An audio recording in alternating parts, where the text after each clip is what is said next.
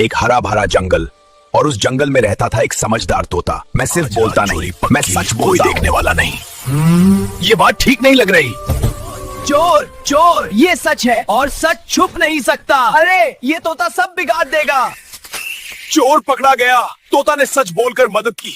मुझे माफ कर दो। दोस्तों, अगर आपको कहानी पसंद आ रही है तो लाइक करो और चैनल सब्सक्राइब करो, क्योंकि सच की आवाज को सपोर्ट मिलना चाहिए। सीख यही है, सच बोलने वाला कभी हारता नहीं। सीख यही है।